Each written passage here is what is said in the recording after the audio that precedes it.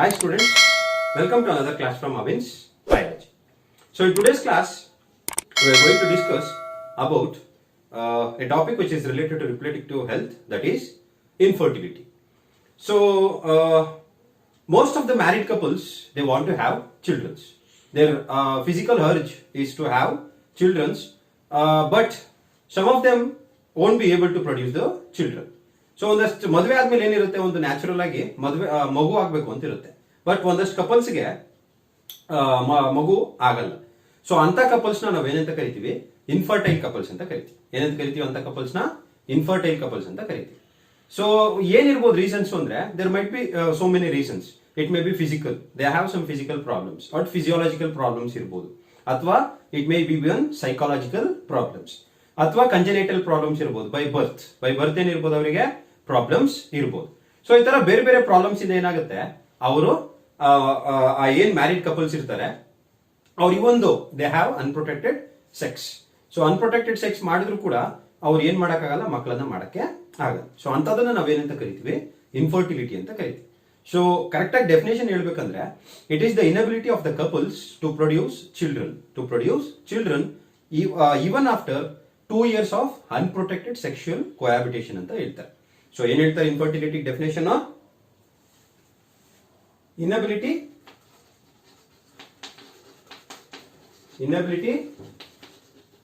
of the couples to have children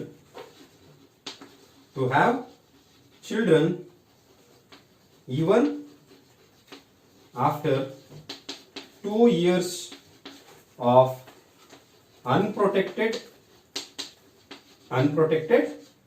sexual cohabitation. Even after 2 years of unprotected sexual cohabitation. ಎಷ್ಟು ವರ್ಷ? 2 ವರ್ಷ. 2 ವರ್ಷ ಇವನ್ ದೋ ಆಫ್ಟರ್ ಮ್ಯಾರೇಜ್. ಸೊ ಏನ ಮಾಡ್ತಾರೆ, 2 ವರ್ಷ ಅನ್ಪ್ರೊಟೆಕ್ಟೆಡ್ ಸೆಕ್ಷುಯಲ್ ಕೋಹ್ಯಾಬಿಟೇಷನ್ ಆದ್ರೂ ಕೂಡ ಅವ್ರ ಕೈಯಲ್ಲಿ ಏನ್ ಮಾಡಕ್ಕಾಗಲ್ಲ, ಮಕ್ಕಳನ್ನ ಮಾಡಕ್ಕೆ ಆಗಲ್ಲ. ಸೊ ಅಂತ ಒಂದು ಕಪಲ್ಸ್ ನ ಅಥವಾ ಅಂತ ಒಂದು ಪ್ರಾಬ್ಲಮ್ ನ ನಾವೇನಂತ ಕರಿತೀವಿ, ಇನ್ಫರ್ಟಿಲಿಟಿ ಅಂತ ಕರಿತೀವಿ. ಸೊ ಏನೇನ್ ಪ್ರಾಬ್ಲಮ್ಸ್ ಇರ್ಬೋದು ಅಂದ್ರೆ, it may be physical or it may be physiological or they may have some diseases. ಏನಿರ್ಬೋದು, ಡಿಸೀಸಸ್ ಇರ್ಬೋದು, ಅಥವಾ even psychological problems also leads to infertility. So ಈ ಒಂದು ಇನ್ಫರ್ಟಿಲಿಟಿನ ನಾವೇನ್ ಮಾಡ್ಬೇಕು, ಈಗ ಕಪಲ್ಸ್ ಏನ್ ಬೇಕು, ಮಗು ಬೇಕು. So even though they are infertile. So ಅಂತ ಒಂದು ಕಪಲ್ಸ್ಗೆ there are various techniques to make the couple to have the babies. So ಅಂತ ಒಂದು ಟೆಕ್ನಿಕ್ಸ್ ನ ನಾವೇನಂತ ಕರಿತೀವಿ ಅಂದ್ರೆ, ಆರ್ಟ್ಸ್ ಅಂತ ಕರಿತೀವಿ. ಏನಂತ ಕರಿತೀವಿ ಅದನ್ನ? ಆರ್ಟ್ಸ್ ಅಂತ ಕರಿತೀವಿ. ART ARTs. That is assisted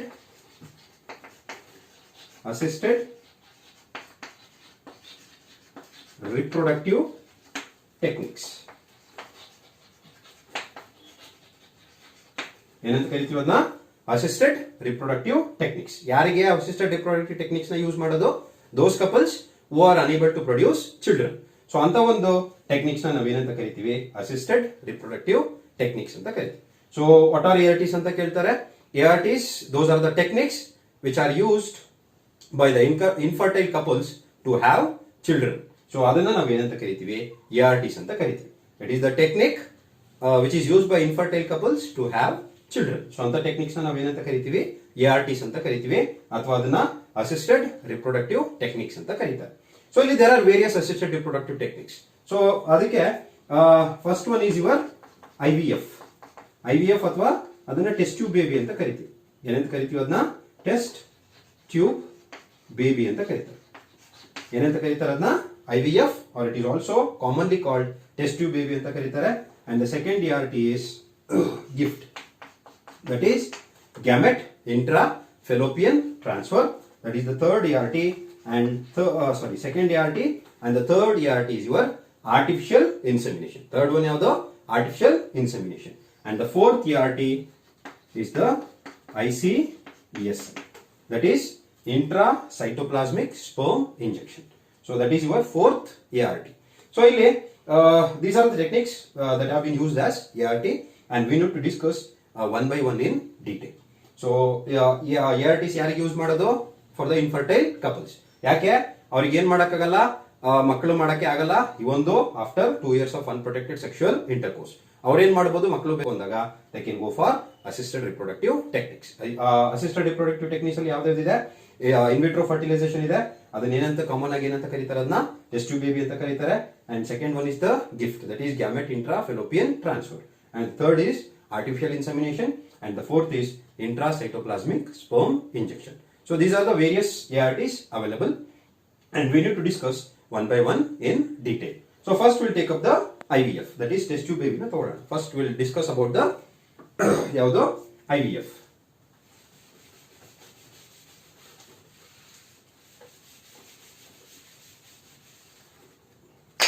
So IVF, it is nothing but in vitro fertilization.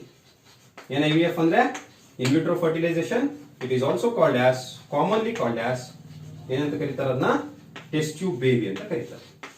ಏನಂತ ಕರೀತಾರೆ ಅದನ್ನ, test tube baby. So this is in vitro fertilization. So before going into the detail of the in vitro fertilization, let us know a brief history about the test tube babies. So ಯಾಕೆಂದ್ರೆ general ಆಗಿ test tube baby ಅಂತ ಕರೀತಿರ್ತಾರೆ. General common ಈ ಒಂದು common people ಏನಂತ ಕರೀತಾರೆ, ಅದನ್ನ test tube babies ಅಂತ ಕರೀತಾರೆ.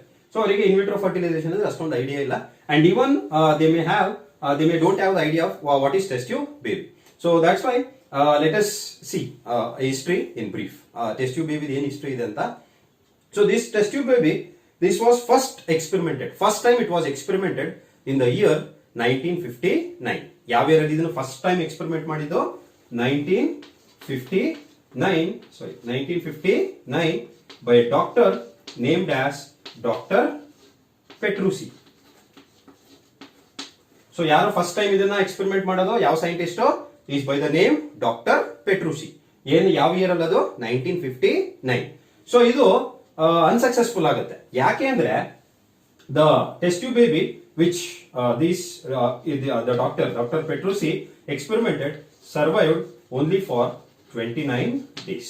ಎಷ್ಟು ಡೇಸ್ ಸರ್ವೈವ್ ಆಯಿತು embryo, test tube baby, that is first embryo that was developed by this technique, it survived only for 29 days. So this is the first time that was experimented by the doctor named Dr. Petrucci. So 1959 ಅಲ್ಲಿ first time experiment ಮಾಡ್ತಾರೆ, but ಅದು unsuccessful ಆಗುತ್ತೆ. ಯಾಕೆ ಅಂದ್ರೆ the embryo survived only for 29 days. So ಇದಾದ್ಮೇಲೆ ಏನ್ ಮಾಡ್ತಾರೆ, ಎಷ್ಟೊಂದು ಎಕ್ಸ್ಪೆರಿಮೆಂಟ್ ಗಳನ್ನ ಮಾಡ್ತಾರೆ.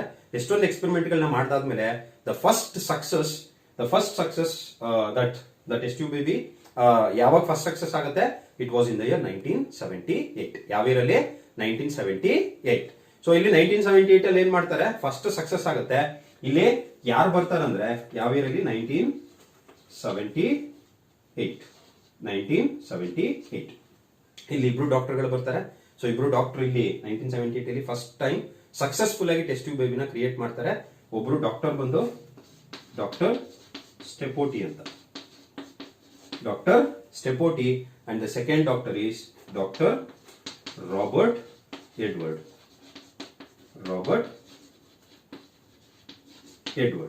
So these two are the scientists, or we can call them as doctors because they were the doctors. And ಇವರು ಫಸ್ಟ್ ಟೈಮ್ ಏನ್ ಮಾಡ್ತಾರೆ, ಸಕ್ಸಸ್ಫುಲ್ ಆಗಿ ಟೆಸ್ಟ್ ಟ್ಯೂಬ್ ಬೇಬಿನ ಕ್ರಿಯೇಟ್ ಮಾಡ್ತಾರೆ. ಯಾವ ಇಯರ್ ಅಲ್ಲಿ, 1978. And they gave the baby name as Louie Joy Brown. So this is the first test tube baby of the world. First test tube baby of the world ಯಾರು, Louise Joy Brown. And this was done in England. ಯಾವ ಎಲ್ಲಿ ಆಗೋದಿದು, England ಅಲ್ಲಿ. ಸೊ ಯಾವ year ಅಲ್ಲಿ ಆಗುತ್ತೆ, 1978. Doctors ಯಾರು, ಡಾಕ್ಟರ್ ಸ್ಟೆಪೋಟಿ ಮತ್ತೆ ಡಾಕ್ಟರ್ ರಾಬರ್ಟ್ ಎಡ್ವರ್ಡ್. ಸೊ ಇದು first test tube baby. Successful ಆಗೋದು ಯಾವಾಗ, 1978. ಬಟ್ ಎಕ್ಸ್ಪೆರಿಮೆಂಟ್ ಸ್ಟಾರ್ಟ್ ಆಗೋದು ಯಾವಾಗ, 1959. ಅದಾದ್ಮೇಲೆ ಎಕ್ಸ್ಪೆರಿಮೆಂಟ್ಸ್ ಮಾಡ್ತಾರೆ ಅಂಟಿಲ್ 1978 ವರೆಗೂ ಅವ್ರಿಗೆ ಏನು ಸಿಗಲ್ಲ, ಸಕ್ಸಸ್ ಸಿಗಲ್ಲ. So that is the first test tube baby of the world. And first test tube baby in India, it was also in the year 1978. ಯಾವ ಇಯರ್ ಅಲ್ಲಿ, 1978. ಯಾರಿಲ್ಲಿ ಡಾಕ್ಟರ್ ಬಂದು, ಡಾಕ್ಟರ್ ಸುಭಾಷ್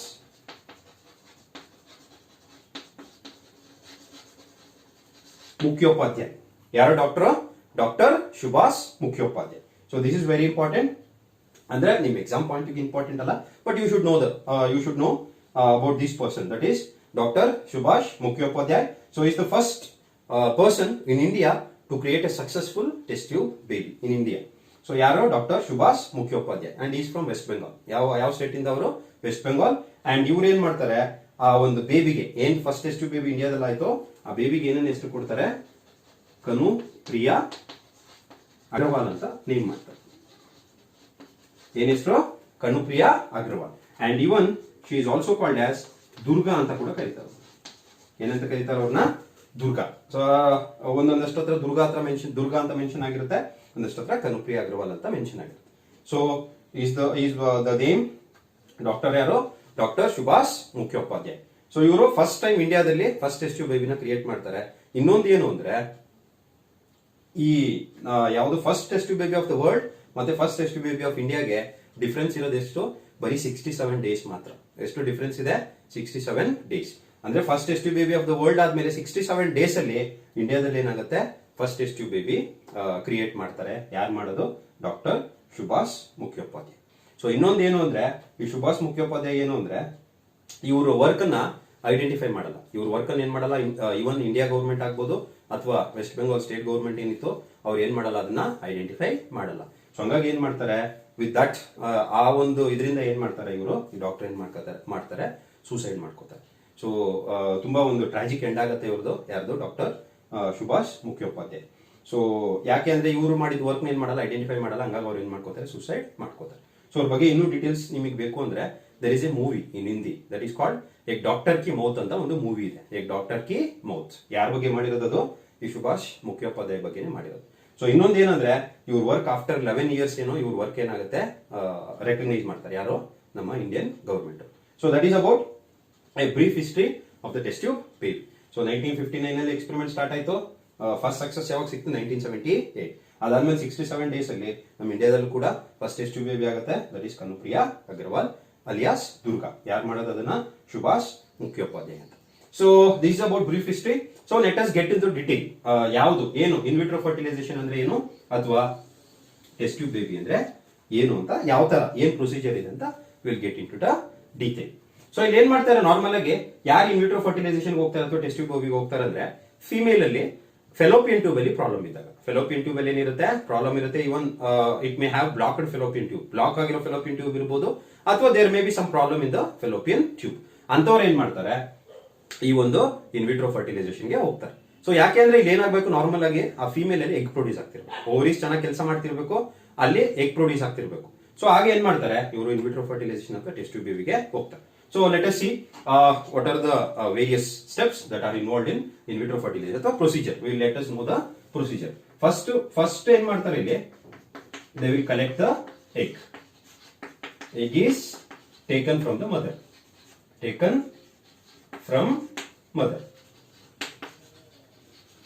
So ಏನ್ ಮಾಡ್ತಾರೆ, ಫಸ್ಟ್ ಎಗ್ ನ ತಗೋತಾರೆ. And second, sperm is taken from the father. Father. So egg mother ಇಂದ ತಗೊಂಡ್ರು, ಸ್ಪರ್ಮ್ ಏನ್ ಮಾಡ್ತಾರೆ, ಫಾದರ್ ಇಂದ ತಗೋತಾರೆ. And these two are fused inside the laboratory. ಅದನ್ನ ಇನ್ವಿಟ್ರೋ ಅಂತ ಕರಿತೀವಿ. ಏನಂತ ಕರಿತೀವಿ ಅದನ್ನ?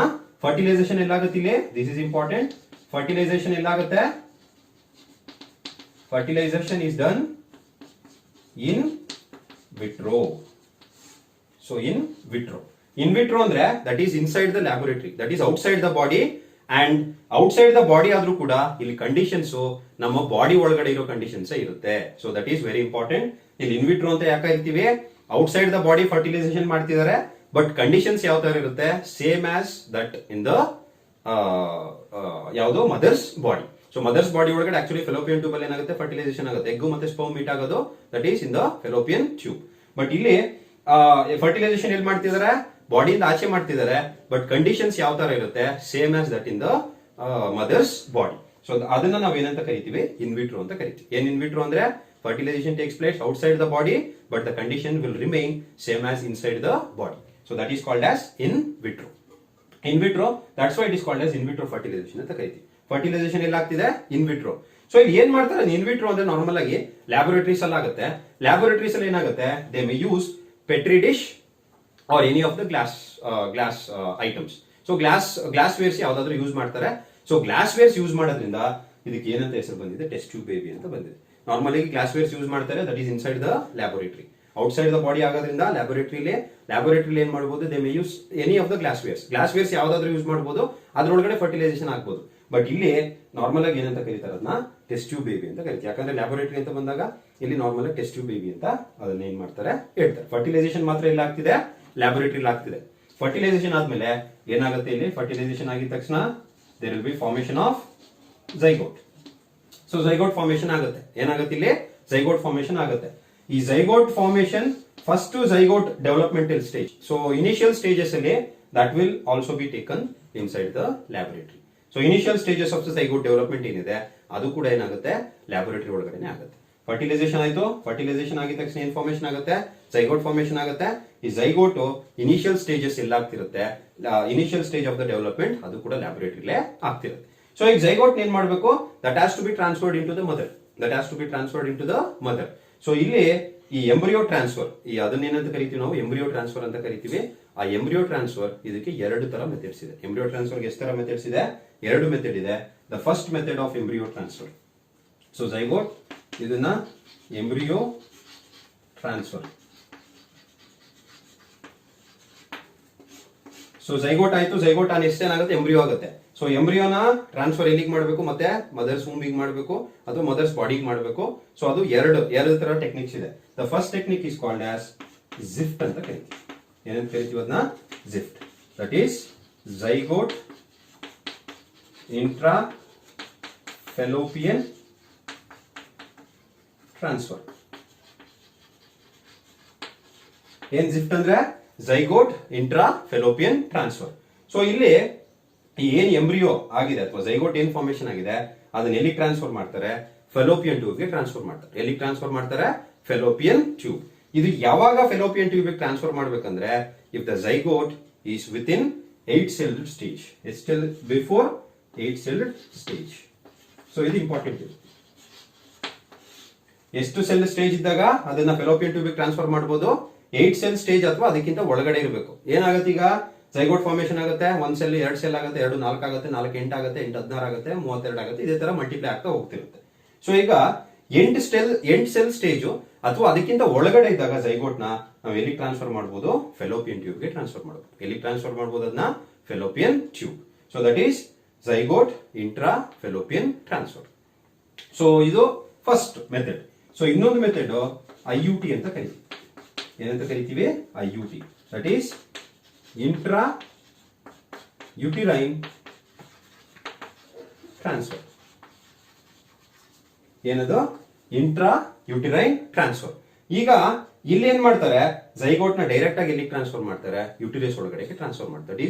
ಎಲ್ಲಿ ಟ್ರಾನ್ಸ್ಫರ್ ಮಾಡ್ತಾರೆ, ಮದರ್ಸ್ ಯುಟಿರಸ್ ಟ್ರಾನ್ಸ್ಫರ್ ಮಾಡ್ತಾರೆ ಅಥವಾ ಊಮ್ ಅಂತ ಕರಿತೀವಿ. ಸೊ ಅಲ್ಲಿಗೆ ಟ್ರಾನ್ಸ್ಫರ್ ಮಾಡ್ತಾರೆ. ಸೊ ಇಲ್ಲಿಗೆ ಟ್ರಾನ್ಸ್ಫರ್ ಮಾಡ್ಬೇಕಂದ್ರೆ ಆ ಝೈಗೋಟ್ ಎಷ್ಟು ಸೆಲ್ ಸ್ಟೇಜ್ ಅಲ್ಲಿ ಇರಬೇಕು, it has to be between 16 to 32 celled stage. So zygote ಎಷ್ಟು ಸ್ಟೇಜ್ ಅಲ್ಲಿ ಇರುತ್ತಲ್ಲಿ, 16 to 32 celled. ಇಲ್ಲಿ ಝೈಗೋಟ್ ಎಷ್ಟು ಸ್ಟೇಜ್ ಅಲ್ಲಿ ಇದೆ, 8 cell ಸ್ಟೇಜ್ ಅಲ್ಲಿ ಇದೆ. 8 cell ಸ್ಟೇಜ್ ಅಲ್ಲಿ ಇದ್ರೆ ಎಲ್ಲಿಗೆ ಟ್ರಾನ್ಸ್ಫರ್ ಮಾಡ್ತಾರೆ, ಅದನ್ನ ಫೆಲೋಪಿಯನ್ ಟ್ಯೂಬ್ಗೆ ಮಾಡ್ತಾರೆ. 16 to 32 cell ಸ್ಟೇಜ್ ಅಲ್ಲಿ ಇದ್ರೆ ಅದನ್ನ ಎಲ್ಲಿಗೆ ಟ್ರಾನ್ಸ್ಫರ್ ಮಾಡ್ತಾರೆ, ಯುಟಿರಸ್ ಒಳಗಡೆಗೆ ಟ್ರಾನ್ಸ್ಫರ್ ಮಾಡ್ತಾರೆ. ಸೊ ಇದನ್ನೇ ನಾವು ಏನಂತ ಕರಿತೀವಿ, ಎಂಬ್ರಿಯೋ ಟ್ರಾನ್ಸ್ಫರ್.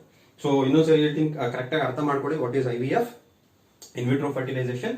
ಸೊ ಫಸ್ಟ್ ಯಾರಿಗೆ, ಇಲ್ಲಿ ನಾರ್ಮಲ್ ಆಗಿ ಇಲ್ಲಿ ಫಸ್ಟ್ ಟೆಸ್ಟ್ ಬೇಬಿ ಮಾಡಿದಾಗ ಈ ಒಂದು ಫಾದರ್ ಮತ್ತೆ ಮದರ್ಗೆ 1978 ಅಲ್ಲಿ ಇಂಗ್ಲೆಂಡ್ ಅಲ್ಲಿ ಏನ್ ಮಾಡಿದ್ರು, ಲೂಯಿ ಜಾಯ್ ಬ್ರೌನ್ ಅವ್ರ ತಾಯಿಗೆ, she was having problem with fallopian tube. ಏನಿತ್ತು, ಫೆಲೋಪಿಯನ್ ಟ್ಯೂಬ್ ಬ್ಲಾಕ್ ಆಗಿತ್ತು. ಸೊ ಹಾಗಾಗಿ ಅವ್ರಿಗೆ ಎಲ್ಲಿ ಟ್ರಾನ್ಸ್ಫರ್ ಮಾಡಿದ್ರು, ಝೈಗೋಟ್ ನ ಯುಟಿರಸ್ಗೆ ಟ್ರಾನ್ಸ್ಫರ್ ಮಾಡಿದ್ರು. ಯುಟಿರಸ್ಗೆ ಏನ್ ಮಾಡ್ತಾರೆ, ಟ್ರಾನ್ಸ್ಫರ್ ಮಾಡಿ ಇಂಪ್ಲಾಂಟ್ ಆಗೋ ತರ ಮಾಡ್ತಾರೆ.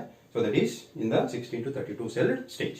ಸೊ ಅದೇ ತರ, so let us once again IVF ಅಂದ್ರೆ ಏನಂತ ಹೇಳ್ತೀನಿ ನೋಡಿ. ಎಗ್ ಏನ್ ಮಾಡ್ತಾರೆ, ಮದರ್ ಇಂದ ತಗೋತಾರೆ. ಸ್ಪರ್ಮ್ ಏನ್ ಮಾಡ್ತಾರೆ, ಫಾದರ್ ಇಂದ ತಗೋತಾರೆ. ಅದೆರಡನ್ನು ಎಲ್ಲಿ ಫರ್ಟಿಲೈಸ್ ಮಾಡ್ತಾರೆ, ಇನ್ ವಿಟ್ರೋದಲ್ಲಿ ಏನ್ ಮಾಡ್ತಾರೆ, ಫರ್ಟಿಲೈಸೇಷನ್ ಮಾಡ್ತಾರೆ. ಇನ್ ವಿಟ್ರೋ ಅಂದ್ರೆ outside the body, but the condition will remain same as with in the body. So that is in the laboratory. So ಲ್ಯಾಬೋರೇಟರಿಲಿ ಯಾವ್ದಾದ್ರು ಗ್ಲಾಸ್ ವೇರ್ಸ್ ಅಲ್ಲಿ ಮಾಡಬಹುದು. ಸೊ ಹಂಗಾಗಿ ಇದನ್ನ ಏನಂತ ಕರಿತೀವಿ ನಾವು, ನಾರ್ಮಲ್ ಆಗಿ ಟೆಸ್ಟ್ ಟ್ಯೂಬ್ ಬೇಬಿ ಅಂತ ಕರಿತೀವಿ. ಈಗೇನಾಯ್ತು, ಝೈಗೋಟ್ ಫಾರ್ಮೇಶನ್ ಆಯ್ತು. ಝೈಗೋಟ್ ಫಾರ್ಮೇಶನ್ ಆಗಿ ಝೈಗೋಟ್ ಏನಾಗ್ತಾ ಹೋಗುತ್ತೆ, ಡೆವಲಪ್ ಆಗ್ತಾ ಹೋಗುತ್ತೆ. ಇನಿಷಿಯಲ್ ಸ್ಟೇಜಸ್ ಎಲ್ಲಾಗುತ್ತೆ, ಲ್ಯಾಬೊರೇಟರಿ ಒಳಗಡೆ ಆಗುತ್ತೆ. ಸೊ ಇಲ್ಲಿ ಝೈಗೋಟ್ ನಾವೇನ್ ಮಾಡಬೇಕು, ಮತ್ತೆ ಮದರ್ ಬಾಡಿ ಒಳಗಡೆ ಟ್ರಾನ್ಸ್ಫರ್ ಮಾಡಬೇಕು. ಈ ಟ್ರಾನ್ಸ್ಫರ್ ಮಾಡ್ಬೇಕಂದ್ರೆ ಎರಡು ಟೆಕ್ನಿಕ್ಸ್ ಇದೆ. ಒಂದು ಜಿಫ್ಟ್ ಅಂತ ಕರಿತೀವಿ, that is zygote intra fallopian transfer. ಇದೇ ಹೇಳುತ್ತೆ ನಿಮಗೆ ಝೈಗೋಟ್ ಇಂಟ್ರಾ ಫೆಲೋಪಿಯನ್ ಟ್ರಾನ್ಸ್ಫರ್. ಎಲ್ಲಿ ಟ್ರಾನ್ಸ್ಫರ್ ಮಾಡ್ತಿದ್ದಾರೆ ಝೈಗೋಟ್ ನ? ಫೆಲೋಪಿಯನ್ ಟ್ಯೂಬ್ ಗೆ ಟ್ರಾನ್ಸ್ಫರ್ ಮಾಡ್ತಿದ್ದಾರೆ. ಫೆಲೋಪಿಯನ್ ಟ್ಯೂಬ್ ಟ್ರಾನ್ಸ್ಫರ್ ಮಾಡ್ಬೇಕಂದ್ರೆ ಯಾವ ಸ್ಟೇಜ್ ಅಲ್ಲಿ ಇರಬೇಕು ಝೈಗೋಟ್? 8 ಸೆಲ್ ಸ್ಟೇಜ್ ಅಲ್ಲಿ ಇರಬೇಕು. ಝೈಗೋಟ್ ಯಾವ ಸೆಲ್ ಸ್ಟೇಜ್ ಅಲ್ಲಿ ಇರಬೇಕು?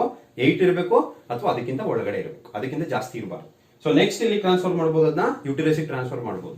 ಯುಟಿರಸ್ ಗೆ ದಟ್ ಈಸ್ IUT ಅಂತ ಕರಿತೀವಿ, intra uterine transfer. Uterus transfer ಮಾಡ್ಬೇಕಂದ್ರೆ ಝೈಗೋಟ್ ಯಾವ ಸ್ಟೇಜ್ ಅಲ್ಲಿ ಇರಬೇಕು?